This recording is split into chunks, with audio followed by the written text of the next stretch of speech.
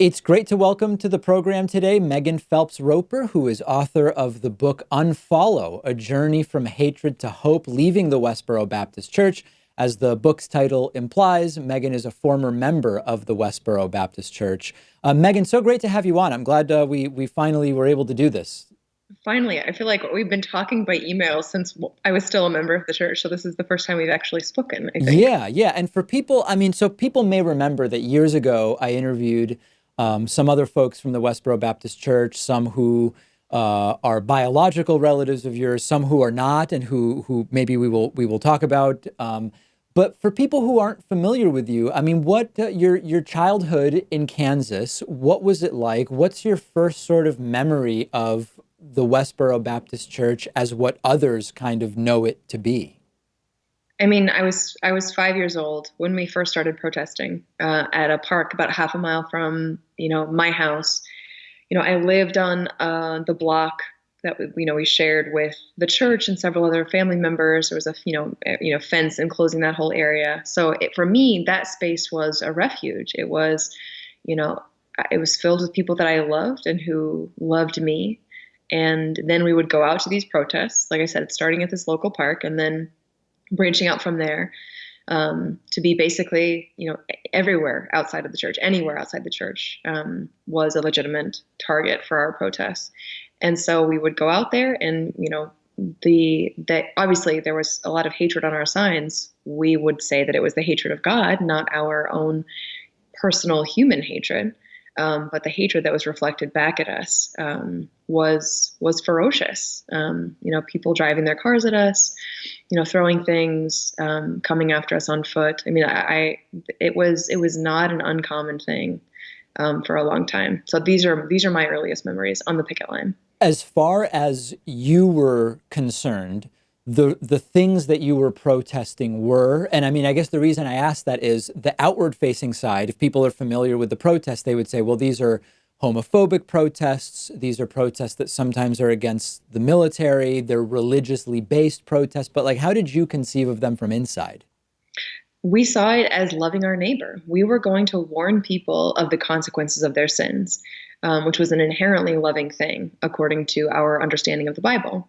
I was not an incurious person. I was not, as long as if we did anything, there had to be a justification from the Bible. And as long as there was, I was trained to believe that that was the infallible word of God, and it was unquestionable. And I had to go along with it. Any thought or feeling or doubt that I had was indicative of a problem with me, not with the doctrine or with Westboro itself.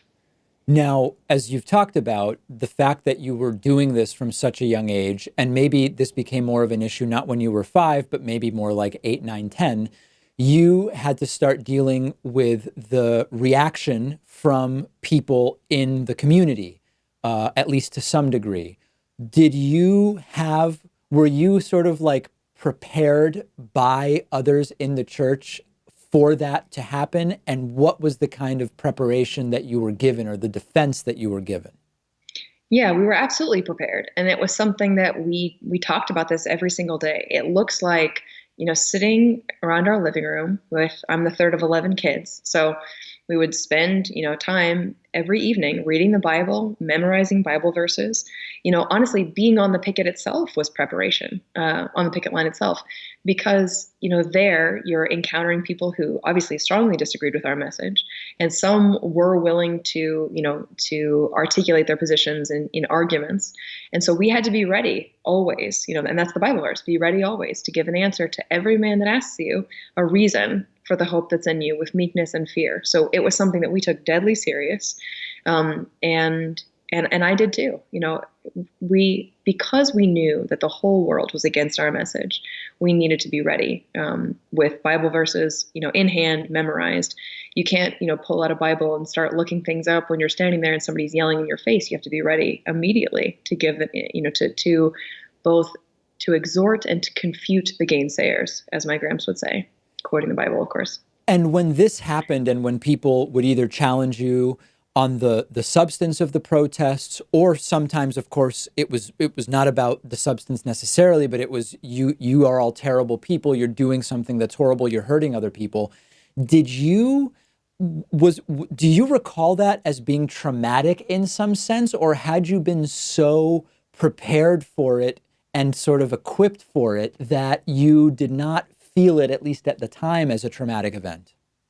I did not experience it as a traumatic event, and Hmm. in fact, I remember a moment early on when we were going to a protest that seemed like it was going to be particularly acrimonious, and possibly even dangerous, and I was really small, and I remember, and maybe I was just being melodramatic. You know, I was probably 5 or 6, and I kind of whimpered a little bit, and I think it was my mom who was like, basically, cut that out. Like, the Lord is with us. I experienced, when people would accuse us of being hateful, like, I knew that my intentions were not hateful. I knew that I was trying to do the right thing, Gramps would say that, the world needs this message more than they need food to eat, air to breathe, or water to drink. And again, I believed that. And so when I basically just felt misunderstood. Hmm. These people are making all these accusations, but that's just because they don't understand. God has blinded them. Really, we're the good guys, and they just don't get it. And you, at least at this point that we're talking about right now, you were 110% behind that as the interpretation of what was going on. At this point, there was not the Mhm. doubt that later started to surface. Right, absolutely. I was all in. At this point, and when we talk about, when I say your family, people may not know, your mom is Shirley Phelps-Roper, and then Fred Phelps, your grandfather. Was your family sort of loving and other than this, which to the outside appears to be a really horrible thing to expose a kid to, but from the perspective from within the church, it was a loving thing to warn people and to save people. Other than that, is your experience now, having seen the way other people were raised and live in the world, was it one of sort of like a loving household in the traditional stereotypical ways? I would say there's two parts to it. There is, absolutely, it was full of love and care, and I think of my parents, and the I'm overwhelmed with those positive memories Hmm. and the time that we spent together. And yes, absolutely, reading, I mean, other than the Bible, even reading together, my dad would, the way that my dad did bedtime when I was a kid. I mean, it just all these, wonderful memories. But then, of course, that hard line biblical stance that we took toward outsiders, that absolutely applied to us inside as well. We were held to an extremely high particular set of standards, and any deviation from that was cause for punishment. And when I was younger, that absolutely included physical punishment, Mm. um, and I would even say abuse. Not It wasn't every single time, but it absolutely did, frequently enough veer into abuse, at least in my family. And and I know that it was, that what I experienced was far less extreme even than what my mom and her generation experienced. Right. So there was that side of it, and there was, the absolute terror that you feel, of going to hell, of what God is going to do to you if you don't 100% toe the line on everything. When I say everything, I really mean everything. It could come down to a look on your face or a tone in your voice. Those kinds of things could get you into deep trouble. And it's one of those things that, since I left, the relief that I feel at not having this sort of constant attribution of ill motives for, any possible, it just seemed like by the time I left, my sister Grace left with me. By the time we left, the way we would describe it, we would say everything that looks bad is bad, and everything that looks good is also bad. It's just there is this wonderful sense of, I'm sorry, I'm going on here, but like there's an amazing sense of community and togetherness, in groups like Westboro. But there's also the understanding, the high cost of deviation of any sort. So you and Grace eventually left, but let's build up to Yeah. that. First of all, had by the time you started experiencing some doubts or questions, I would love for you to tell us when that was and what Yeah. prompted it. But Yep. Were there other siblings or cousins or whoever that had also already left at that point? Yes. So my brother Josh, he left when I was 18 and he was 19. Okay. So he was the first person close to me who left the church. I had heard about my, siblings of my mother's, who had left, and they were just understood to be hellbound and hated by God and just essentially disposable. Like, you understand that people who leave they're disposable. They're not our family anymore. There's a passage where Jesus says, "Who is my mother and who are my brethren? These that do the will of God." So the people in the church were our family, and everyone outside of that was not. Right. So, and yes, so there were others. There were other cousins who had left as well, and so I had these examples, but they were not. You don't take them as an example to follow. You take them as an example of what you want to avoid.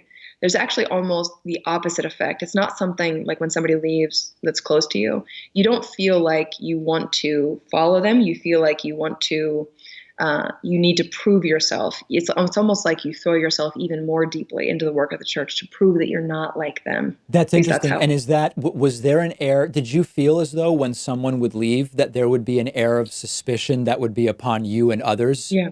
Yeah. And not just suspicion, but just worry, know, and I needed to show people that, in fact, I went and looked up, when my cousin Libby left, I had been, pretty close to her, and I went and looked up, the email that I sent afterwards to the whole church, basically, feeling the need to say bad things about her and to show that I was not on the same page with her rebellion. So yeah, you asked a question though about. Yeah. So that's it. So that gets us to what you had observed in terms of people separating while you were still there.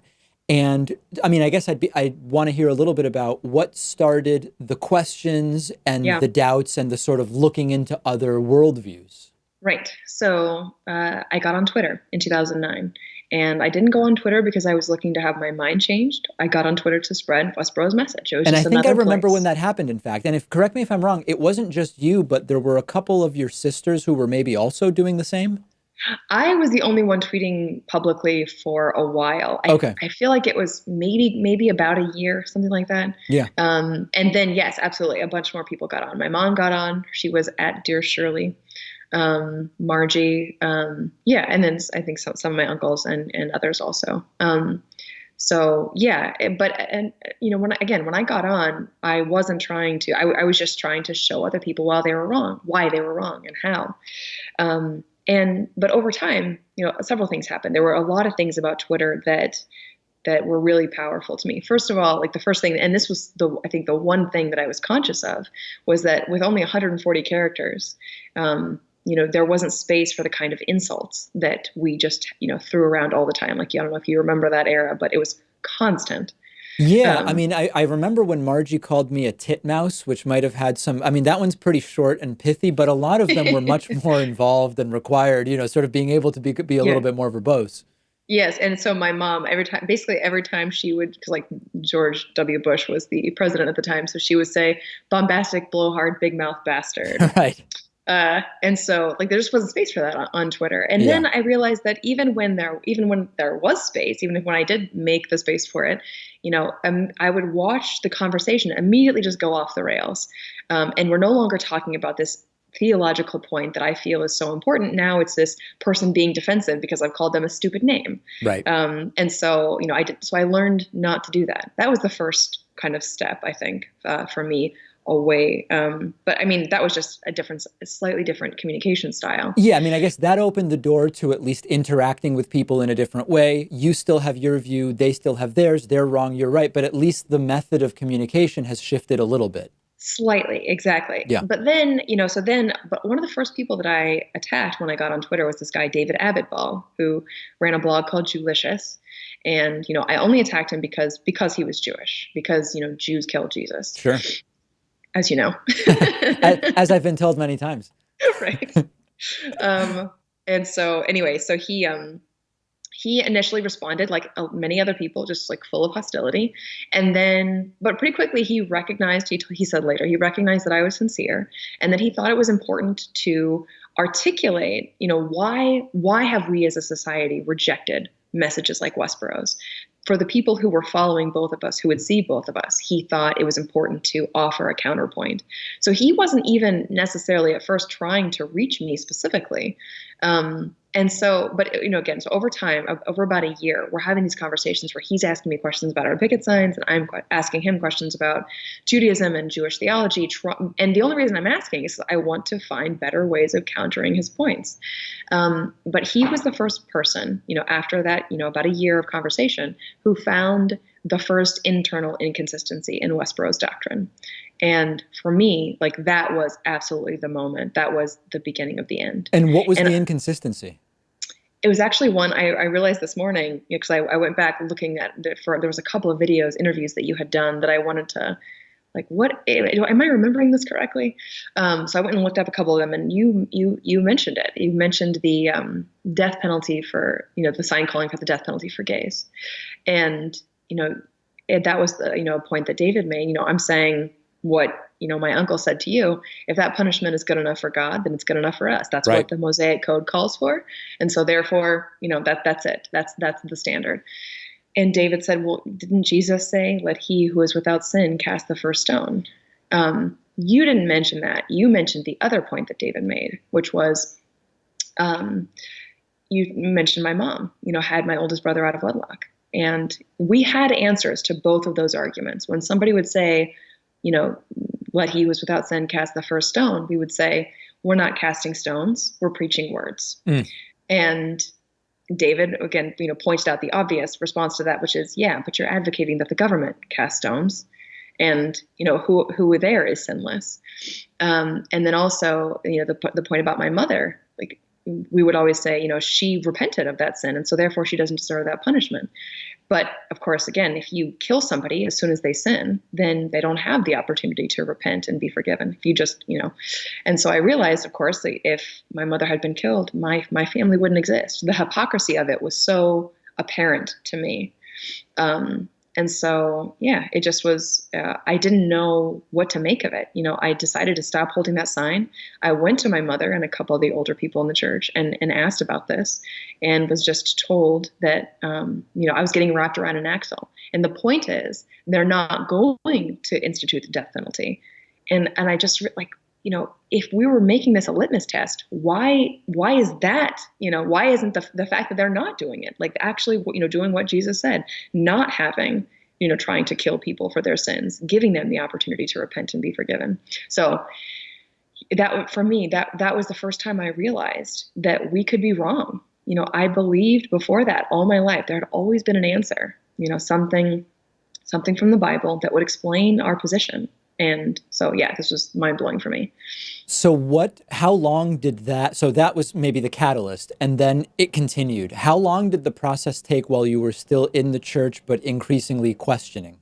Okay, so that was, I think, November of 2010, that conversation with David. It was July of 2012 when I finally had this realization that, like, oh my God, what if we're just people? What if this isn't the place led by God himself?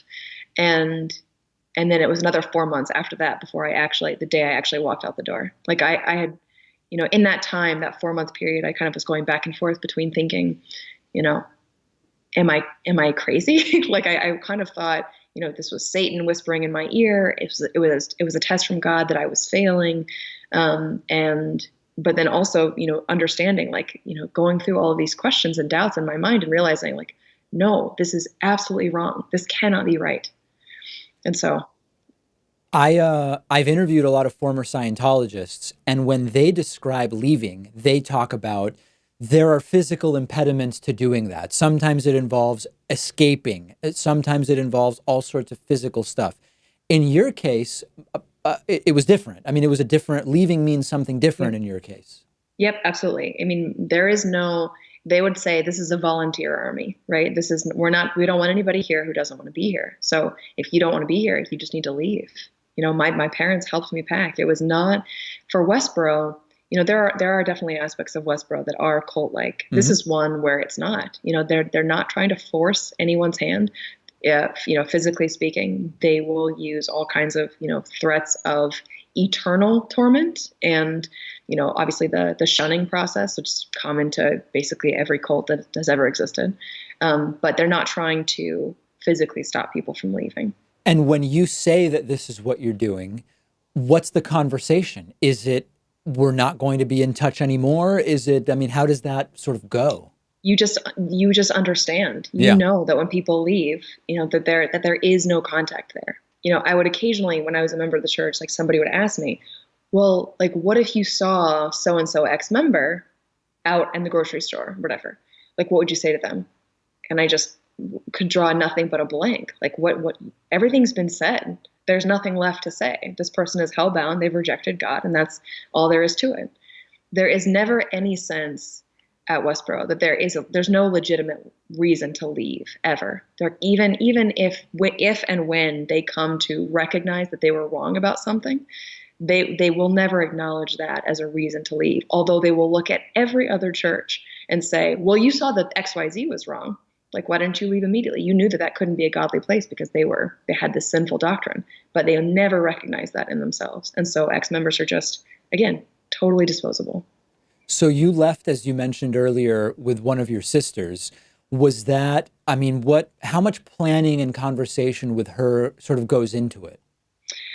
That was absolutely terrifying, because as far as I know, no one has everybody's always left alone. You understand that, you can't trust anybody else. You can't, they are supposed to, according to this passage in Deuteronomy, and if you go to somebody and say, let us go and serve other gods, right?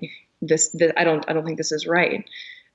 They're the ones who are supposed to turn you in for stoning. Of course, again, Westboro is not going to be actually stoning people, but that, the implication there, the understanding that if you go and talk to somebody about any of these things, that they're supposed to turn you in, and they're not supposed to hide you.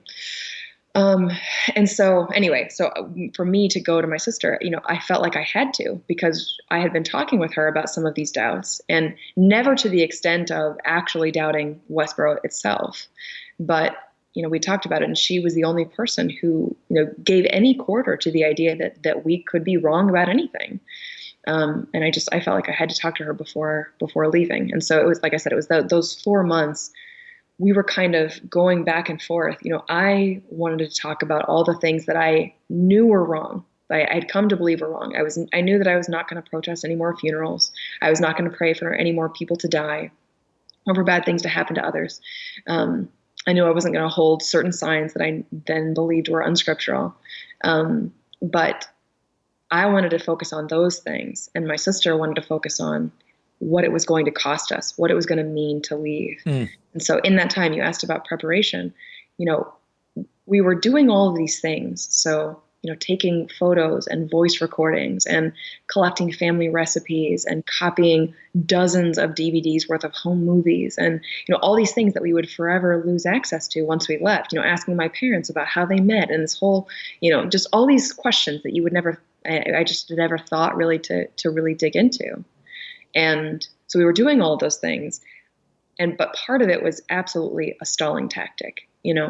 Maybe during this time we, were asking questions and trying to, very gently change people's minds from the inside, and just being met over and over again. It was like hitting a brick wall again and again. Nothing was changing. But we kept hoping that it would. And the first, I don't know, couple of weeks, couple of months after you left, I mean, what was your time mostly sort of consumed by? The first month, my sister was still in school. So we moved to Lawrence, Kansas to live with another ex-member, one of my cousins. And my sister was commuting 4 days a week to Topeka, it's half an hour away, for her classes. So it was just this, I think, full of just logistical, like, how do you live outside of Westboro? And also a lot of fear. There was, I basically, I kind of at that point still believed in hell. I still believed that God was going to, maybe strike me down. I'd get in some awful car accident, or have, some other kind of, my mom would say that the weapons in God's arsenal are innumerable. And I believe that. So I would have these like visions of these terrible things happening to me for a long time after I left. I would say, I mean, probably for the first year. And then after that first month, my sister and I decided to run away to South Dakota and read books. We went to Deadwood, South Dakota. We basically at that point we realized we were still running into our family all the time in Topeka, driving by protests at the grocery store, just everywhere. And so we realized we needed to get away. So we drove 12 hours to Deadwood, South Dakota, and brought a bunch of books because we were trying to basically build a worldview from scratch. Like, what if Westboro isn't true? If the Bible isn't everything, then you've got a how lot do of we catching live? up to do, so to speak. Absolutely. Yeah. Absolutely. And there was so much, in that, I've talked about this moment, being in the public library in Lawrence, Kansas, and just looking up at these stacks of philosophy books and this wave of kind of humiliation and shame washing over me. Like, how had we ever believed that we alone had the truth and everyone else was wrong? And to believe that so confidently, and to have no question about it. Gramps would say that, about how there's something liberating about being 100% right. There was never any question in our minds. And how could we have thought that? Anyway, it was, but very shortly, like while I was in Deadwood, it was about less than 2 months after I left, I saw this hashtag. I largely at that point, I had been super active on Twitter, and I had stopped after that moment in July of 2012. And this hashtag appeared, where is Megan Phelps-Roper? And, these people people who hated Westboro, who hated my family, taunting them on Twitter, saying, sending people in Topeka, like to the picket line and to drive by my house to see if my car was there. And, it felt like being hunted. And like, I had to, face this past that I still didn't understand, that I was trying to figure out. Like, I'd come to believe that we were wrong, but I didn't understand, what was right or what I was supposed to do about any of it. And, it was terrifying. So I 3 months after I left, I put out this statement basically, and did one interview, and then, basically saying, I did everything that I did because I thought it was right. I thought I had to. I thought it wasn't, I thought this was the most important thing in the world. I've come to believe that that's wrong, and here are some reasons why. And I hope that what I do from now on and the way that I live from now on, the changes that I make in my life will speak for themselves. So it's been 7 years now since you left. Is that right? Yeah. In that time, what degree of contact, if any, have you had with people that are still part of the church? Almost none. I mean, I reach out to them regularly, just to be clear. Like, I know that I was changed by outsiders, the kindness and compassion and gentle persuasion of outsiders. And I know that, I have a friend who basically said, they have demonized you more than, that ex-members, they demonize ex-members more than anyone else. The likelihood that you are going to be the voice that gets through to them is extremely small. And I think she was trying, and I'm glad she said it. It was one of those things that, I immediately felt immense resistance to, because I realized I didn't want to not reach out to them. I didn't want to not try. To fail to try seemed like giving up, and I didn't want to do that. I still love them, dearly. I think that they are deeply misguided and have hurt a lot of people, and, taught me to do the same thing. And I obviously that's wrong. And, but I don't think that isolating them or just going on with my own life, that changes nothing for them. And so I started reaching out to them. My sister and I both did. And, initially partly just, to tell them that we loved them. But then again, almost immediately though, it became about trying to make arguments that they could hear, to change their minds, to help them moderate their positions in some way.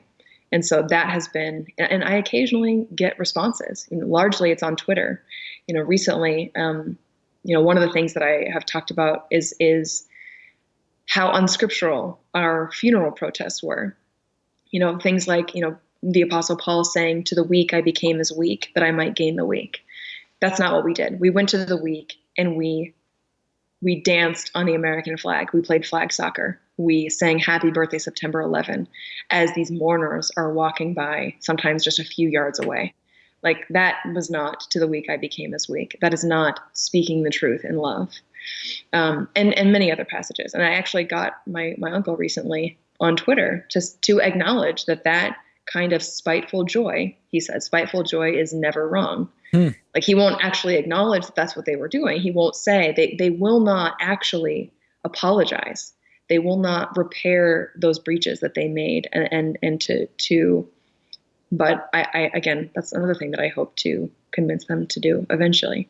So, I mean, as far as of course, you've said that the specific beliefs that were being espoused through the protests, right, you don't believe, you've distanced yourself from. What are your religious views now? Like, do you still consider yourself a Protestant Christian to some degree? No, not at all. I am not religious at all anymore. I mean, I still read the Bible, but it's not because I believe that it has all of the answers, to every question that might, be in the universe, but just because, one, I mean, it's everywhere. The Bible is quoted in all kinds of literature. Like, I think that there are a lot of wonderful things in the Bible. There's also a lot of really terrible things in the Bible. Sure. And I now I don't accept accept the bad because of the good, or reject the good because of the bad. Like my TED Talk a couple of years ago, the thrust of that talk was essentially love your enemies.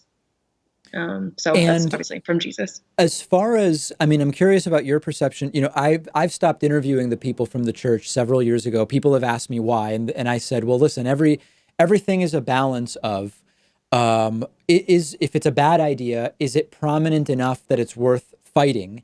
And otherwise, we may just be better off not paying attention to it. My perception is that the amount of attention that the church gets, that its prominence has been significantly diminished since the time that you left. And so I've made the call that I don't think there's really much to gain by doing the interviews. But is your sense that my perception is correct, that the church is significantly diminished from where it was a decade ago? Absolutely. Yeah, no, I don't think there's any question about that. I think part of it is a result of the fact that they have moderated in some ways. It's also partly because, a lot of their news signs are things like, racism is a sin, or be reconciled to God. So any sign that, any hand that's holding those signs is not holding, God hates fags or something. Right. It's not that those signs are all gone, but a lot of them are. Like, I mean, that's one of the things I mentioned, the pray for more dead soldiers, pray for more dead kids. Those signs aren't out there anymore either. So a lot of the things that they were doing that got them so much attention, they're either not doing but also I feel like there's, somebody else pointed out, there's just so much hatred in the world right now. So the polarization and the, inability to converse across ideological lines, like, has just massively increased the amount of hatred. And so the novelty that's of actually Westboro depressing. It's depressing in a sense that there's been so much coarsening of the political discourse that, I mean, of course, the messages are still absolutely horrible from the Westboro Baptist Church to the extent that they're the same messages from before. But the fact that it's less unique as completely coarsened political discourse is, in a sense, extremely disturbing. It is. It really is. And that's, I saw somebody call it the Westboroization of politics. And I think that's true. So, Westboro itself has actually kind of gotten lost in the middle of that. Again, it's really sad. I think, I've been doing, whatever I can to encourage people to not give in to those impulses, to try to shame people. And shame is a really powerful tool. I want to be clear. Like, I understand shame is a powerful tool, and that it does work in certain situations, right? So I've been talking lately about, I was talking to an anthropologist last year who defined shame as the feeling we get when we have violated the norms of our community. And, that's the key, that last part, the norms of our community. When we have the tribalism in this country right now, we are so divided that we see the shaming of people on the other side. Like, we take that as a badge of honor, just like we did at Westboro. It was something that, it was proof of our righteousness. If these evil people think that we're wrong, and like that's something that shows that we're right. And so it wasn't shame that changed me. It was, again, the compassion and empathy of people who took the time to try to understand where I was coming from, who made me feel heard, and who were able to, find these internal inconsistencies and, build rapport over time. Yeah, my audience will probably be almost sick of me saying this at this point, but whenever I talk to someone that left any kind of hate group or extremist group, sometimes they're cults, sometimes they're not, the number one thing that they cite as what could have, number one, prevented them from getting sucked in the first place for people who were recruited, not for people who were Yeah, born into something, right. or what was most responsible for getting them out was people outside of their ideology being empathetic. And it might come with facts in some cases, but what's Yeah, clear is that just beating people over the head with the facts alone seems very ineffective at changing right. minds. Yeah, no, absolutely. And that was one of the things, like, we haven't talked about this yet, but I think I did mention this to you once. Your show is actually inadvertently responsible or indirectly responsible for my marriage. Yeah, I So wanted to go to that next, and it's good that yeah, we emailed about this a couple years ago, and I've yeah, fortunately I don't remember the details, so they'll be yeah. sort of new to me as you tell them now. What is that connection? So when you had my mom on the show I think it was February of 2011. Right, I'm sure it was. It was February 2011, and anonymous Jake Davis, who is then known as Topiary. right. You had him on, and they took over Westboro's website, and that became it was a huge. I mean, I don't know how much. I can't remember exactly how many views you got on that video, I but think it's got to be 6 or 7 million at this point. yeah, it was insane, and it happened so fast, and so that became this international news story, and it ended up in the RSS feed of this man in eastern South Dakota who sent me a message on Twitter that was initially, again, kind of, he said nasty or crude. I responded, flippantly, kind of the way I always did it, and that started a conversation. Like he was impressed with my grammar and some of the things, so it ended up this super nerdy. But yeah, and so he was anonymous for the first like 7 months we were talking. This is all part of the book, but Yeah.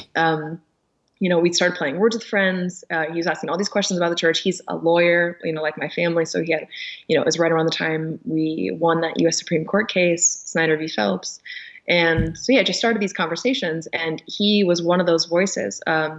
His arguments were not the, logical, theological. They were emotional arguments.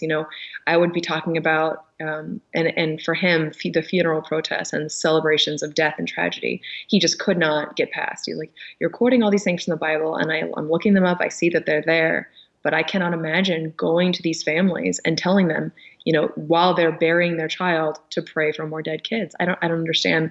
I don't understand how that's biblical or how that's right. So anyway, and then, eventually, after 7 months, I have this dream about, meeting him. And in the dream, I embrace him. And I wake up from that dream realizing, like, oh my God, I can never talk to this person again. So I, cut off communication with him. And then I left. I ended up leaving. It was about a year later. Anyways, when I met him, and he was just as great in person. And now we have a daughter. She just turned 1. Sylvie Lynn. Yeah, that is compressing an incredible story into the last, and we met and we're together, and now we have a daughter. That's an incredible story. Well, to the extent that I played a positive role in it, that's a good thing. I mean, what else could accidentally, I guess we would say. Right. Yeah, Yeah. absolutely. It was really cool because I met Topiary, Jake Davis. Like he eventually was like arrested and charged in the Yes. UK. He For was 19, something I think. unrelated to hacking the Westboro Yeah, site. absolutely. It didn't have to do with Westboro. It has to do with other activities Yeah. of his. And but yeah, it's so cool meeting these people who had this. Obviously, again, I know you didn't mean for it to happen, but No. I'm so grateful your show exists. Thank you. Well, listen, I really appreciate your time. I want to tell everybody to get the book, Unfollow: A Journey from Hatred to Hope. Megan was kind enough to send me a PDF a couple of weeks ago, and I got through as much of it as I could before the interview, and I will absolutely be finishing it. We've been speaking with Megan Phelps-Roper. Megan, I really appreciate your time, and it's so great that we were finally able to do this. Yeah, thank you so much for having me, David.